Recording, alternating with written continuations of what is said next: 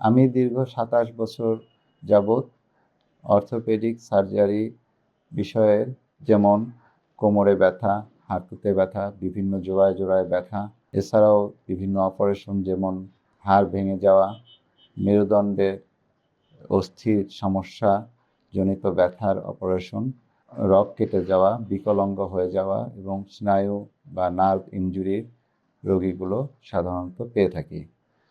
আমার রোগীদের মধ্যে বাচ্চারা যারা আসে তাদের অনেকের হাত পায়ে ব্যথাজনিত কারণে বাবা মারা উদ্বিগ্ন থাকে।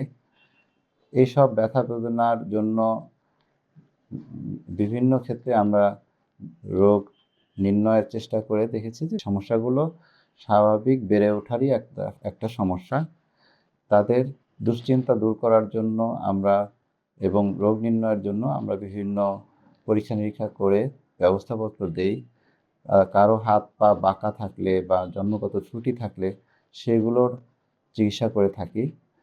বড়দের ক্ষেত্রে সবচেয়ে বেশি রোগী যেটা পাই সেটা হচ্ছে কোমরে ব্যথা। এছাড়াও ঘাড়ে ব্যথা এবং অন্যান্য জোড়ায় সমস্যা, যেমন শোল্ডার জয়েন্ট আর্থ্রাইটিস, নি আর্থ্রাইটিস, এই ধরনের আর্থ্রাইটিস জনিত বা ব্যথাজনিত সমস্যাগুলো আমাদের কাছে আসে, তাদের পরামর্শ দিয়ে থাকি।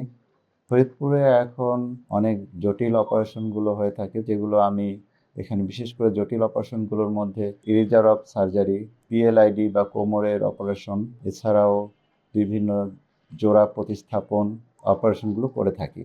এছাড়াও অন্যান্য ছোটোখাটো অপারেশনগুলো ফরিদপুরে নিয়মিত হয়, যেগুলোর জন্য এখন আর ঢাকায় যাওয়ার প্রয়োজন নেই।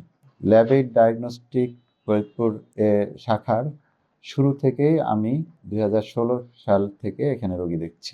আমি ডাক্তার সৈয়দ আসিফুল আলম। আমি শিক্ষা জীবনের শুরুতে স্যার সলিমুল্লাহ মেডিকেল কলেজ ও হাসপাতাল থেকে MBBS ডিগ্রি অর্জন করি। তৎপরবর্তীতে তৎকালীন পিজি হাসপাতাল এর দ্বিতীয় ব্যাচে আমি ডি অর্থ ডিগ্রি সম্পন্ন করি। 2008 সালে আমি MS অর্থ সার্জারি পঙ্গু হাসপাতাল নামে পরিচিত, আমরা যেটাকে নিটোর বা national institute of traumatology and orthopaedic and rehabilitation say institute থেকে MS ডিগ্রি অর্জন করি।